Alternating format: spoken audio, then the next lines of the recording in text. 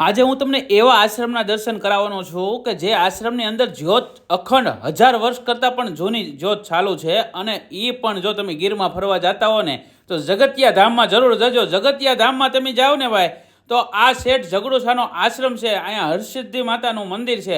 હરસિદ્ધિ માતાજી છે ને ભાઈ ઝઘડુશાને સાંઈ હતા અને માતાજીના કહેવા પ્રમાણે તે અહીંયા અખંડ જ્યોત એકધારી ચાલુ છે. આનો ઇતિહાસ તો ખૂબ મોટો છે, આપણે આગળ જાણીએ. અને એ પહેલાં હું તમને આશ્રમના અત્યારે દર્શન કરાવ્યો. આ બાપુ છે અને બાપુએ આપણે ઇતિહાસ જણાવ્યો ને એ તમને આગળ કહીએ અને અત્યારે જોઈએ જ્યોતના દર્શન કરીએ, શેઠ ઝઘડુશાના પણ દર્શન કરીએ અને માતા હરસિદ્ધિ માતાના પણ દર્શન કરીએ. અત્યારે તમે આ જે આખો ઇતિહાસ અહીંયા લખેલો છે અને આ શેઠ ઝઘડુશાની સમાધિ છે અને સામે તમે અત્યારે જોઈશો ને આ અખંડ જ્યોત છે. અને આગળ જો તમને એક બીજી જ્યોત બતાવું ને એ પણ અખંડ જ્યોત છે. એ હજારો વર્ષથી એકધારી શરૂ જ છે હરસિદ્ધિ માતાના આશીર્વાદથી. અને જો તમે જોઈ શકો છો અત્યારે હરસિદ્ધિ માતાનું મંદિર છે અને શેઠ ઝઘડુશાની મૂર્તિ પણ તમને દર્શનમાન થઈ છે. આવો આગળ આપણે ઇતિહાસ જાણીએ આ જ્યોત કઈ રીતે ચાલુ છે તેનો. આ જગત્યા હરસિદ્ધિ માતાનું મંદિર જ્યાં હરસિદ્ધિમાં અગ્નિ રૂપે પ્રગટ થયા છે. આનો ઇતિહાસ એવો છે કે શેઠ ઝઘડુશા જ્યારે આપણે વર્ષો પહેલાં શેઠ ઝઘડુશા નામના એક શેઠ થઈ ગયા તો બહુ મોટા દુષ્કાળો પડ્યા તો સૌરાષ્ટ્રમાં એણે ભોજનશાળા માટે જગ્યાની માંગણી રાજા પાસે મૂકી. એટલે રાજાએ એવું કીધું ભાઈ મારી પાસે જગ્યા નથી.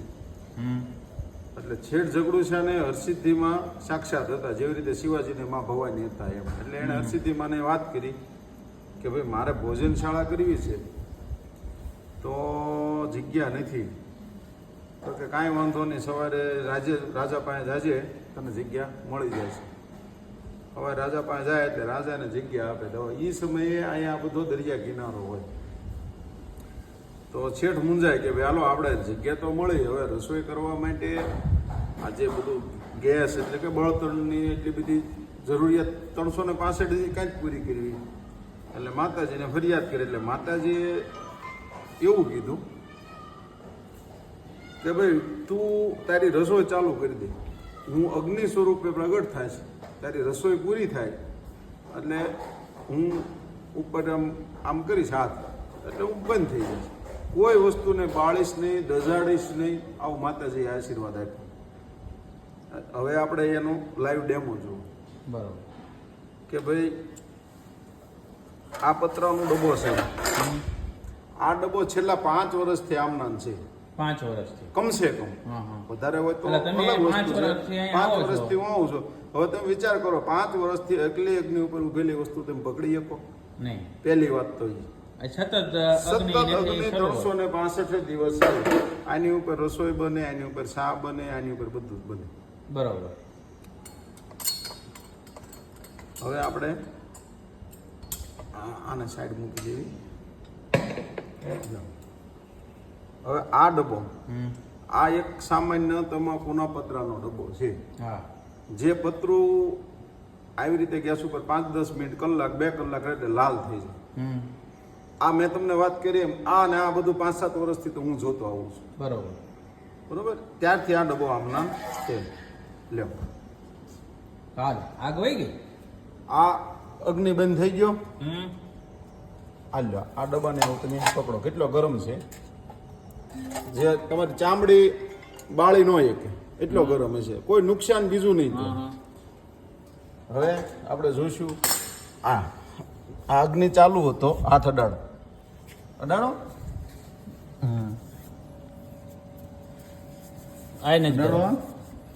જો અમે હાથ અડાડી રાખ્યો. હવે એક વાત સમજો, કોઈ ગેસ આવતો અંદરથી ગેસ આવતો હોય તો વાયુ સ્વરૂપે ગેસ હોય તો વાસ તો આવે. વાસ આવે છે કાંઈ નહીં. આડો હાથ રાખો, હવા આવતી હોય અંદરથી ગેસ આવતો હોય તો હવા તો આવે ને. આડો હાથ રાખો, આવે છે હવા? નહીં. વાસ આવે છે? લાય પાણીનો ગ્લાસ, લાય થોડું પાણી બધું. તો અગ્નિ આવે કઈ રીતે? હા, એ જ માતાજી અગ્નિ સ્વરૂપે આશીર્વાદ આપ્યા કે ભાઈ હું પ્રગટ થાવ. હવે માનો કે ગેસ હોય તો હવા આવતી હોય જમીનમાંથી તો આપણે અંદર આ પાણી નાખીએ તો પરપોટા રૂપે બહાર તો આવું પાણી નાખી દેવાનું. પરપોટા રૂપે આવ્યું ભાઈ નહીં. જો હવે આપણે આ ફરીવાર પ્રયોગ પાણી. કર્યો ભાઈ, આ ફરીવાર પાણી નાખ્યું જોઈ લો. હમ. હવે એક દસ્તુર છે, આગ જ્યારે થાય એટલે પાણી બડબડ બડબડ થાય. હા. જો જોઈ લો પાણી. ઓહો ભાઈ, વિજ્ઞાન પણ પાછું પડી જાય આને વિજ્ઞાન કહેવાય. પાછું પડે. જો પાણી બડબડ નથી થતું, પાણી બળતું નથી.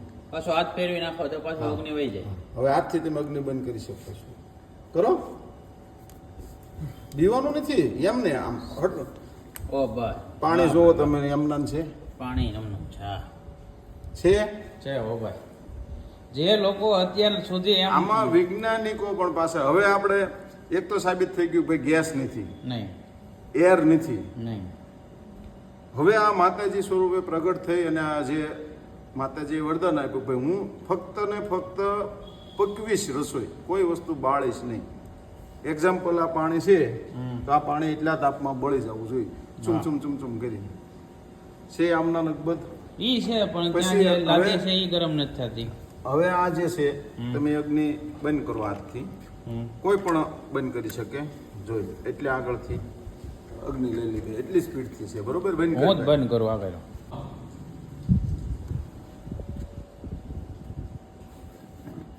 પીસી જો આ હાથ બળ્યો નથી હો ભાઈ. હવે તમે નોટ નું કહેતા આપણે નોટ હવે લીધી. આપણે જો આ નોટ છે એટલે નોટ એટલે કાગળ. હવે અહીંયા આપણે એર આવે છે, જો એર આવતો હોય તો આપણે આ નોટ અંદર મૂકી દીધી. હાલ તો એર આવતો હોય, હવા આવતી હોય તો નોટ ઊંચી તો થવી જોઈએ ને, અથવા તો કોઈ પણ જાતની પ્રક્રિયા તો થવી જોઈએ ને. છે કાંઈ? જો આ ડબ્બો ખાલી ડબ્બો જોવો છે. બરોબર. આ આપણે નોટ હોલની આડી મૂકી દીધી બરોબર છે. એટલે હવે હવા બંધ થઈ ગઈ. બંધ થઈ ગઈ. આ એની માથે મૂકી દીધો આપણે આ ડબ્બો બરોબર.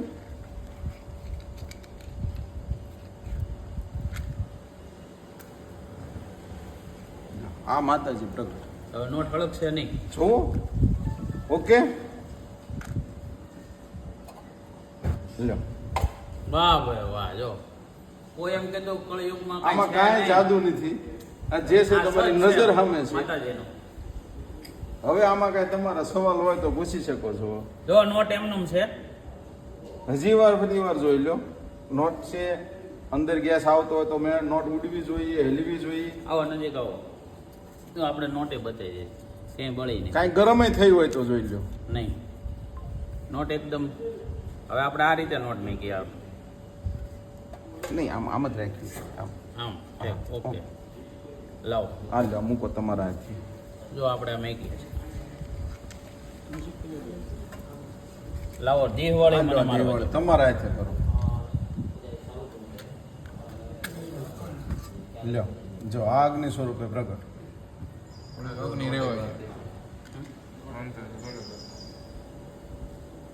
એનો કાંઈ વાંધો નહીં. જોઈ લીધું? હવે તમે લઈ લો પત્રો. ગરમ તો થયું નથી. જો હવે નોટ જોવો તેમ નોટને અડો, ગરમ થઈ છે. જરીએ નહીં એકદમ રેડી. આ સત છે માતાજીનું. હજી સુધી તમે ભાવનગરથી હું આવ્યો છું આજ સ્પેશિયલ આ જોવા, અને ભાઈ આપણને સરસ મજાની વિજયભાઈ માહિતી આપી. અને ખરેખર આ જગ્યા ઉપર આવીને કે એવી ઉર્જા અહીંયા કામ કરે છે હરસિદ્ધિ માતાની કે ભાઈ ભલ ભલા અહીંયા પાણી ખાઈ ગયા છે, અહીંયા વૈજ્ઞાનિકો એવી સાપ જોઈ ખાઈ ગયા છે.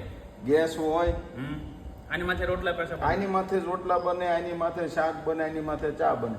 બરાબર. બટેટા બાફવા મૂકી દો, હા બટેટા બફાઈ જાય, પછી 2 કલાક પડ્યા રહે તો બટેટું બળે નહીં, ખાલી બફાય, શાક જ બને. ચા બનાવો, ચાનો ઉભરો આવે, ઢોળાય હેઠે નો જાય, હેઠે નો જાય. હેઠે નો જાય, ઉભરો આવે, પાકે ખરી. પાકે ખરી. આ સત છે ભાઈ. અને આ જગ્યા ઉપર આવું કઈ જગ્યાએ આવવાનું? આપણે ગીરગઢડા થઈને હરમડિયાથી નાગડલ્લા થઈને પ્રોપર જગતિયા સ્થળ, જગતિયા આશ્રમ, જગતિયા આશ્રમ. શેઠ ઝઘડુસિયાનું આશ્રમ કહેવાય, હરસિદ્ધિ માતાનું શક્તિપીઠ છે. બરોબર. આ ત્રણ જ્યોત ચાલુ છે.